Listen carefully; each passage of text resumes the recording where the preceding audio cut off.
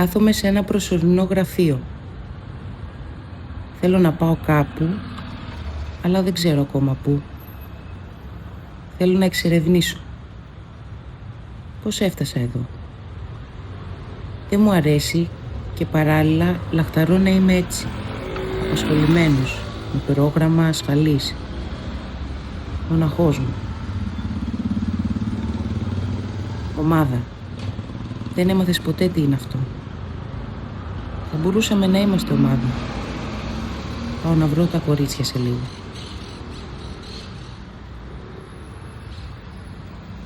Δεν ξέρω. Δεν είναι ένα πράγμα που θέλω. Θέλω να φτιάξω. Να συνδεθώ, να θεραπευτώ.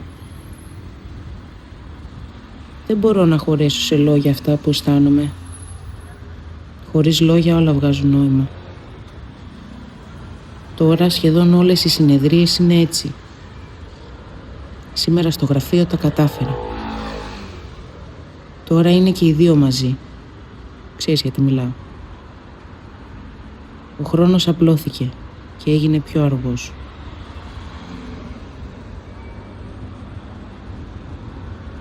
Είπες να έρθω σπίτι. Βασικά δεν γνωριζόμαστε πολύ, ίσως καθόλου. Σίγουρα καθόλου.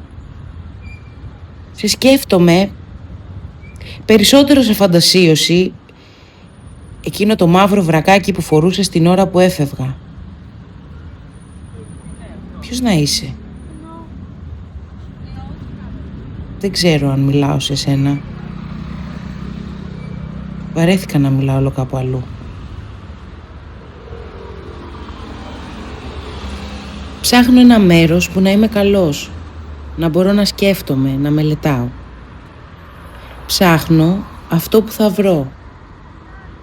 Είμαι εδώ, σπίτι μου, αλλά και όχι ακριβώς. Έχω τόσα στο μυαλό μου και κάθε φορά καταλήγω σε μια περισπούδα στη πίπα. Μπορεί να είναι όλα στο μυαλό. Εκεί δεν είναι έτσι κι αλλιώς.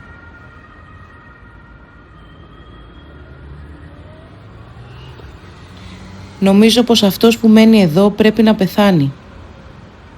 Κάπου αλλού απλώς θα ήθελε να ζήσει μάλλον. Όποτε είσαι έτοιμος. Κλείσε τα μάτια.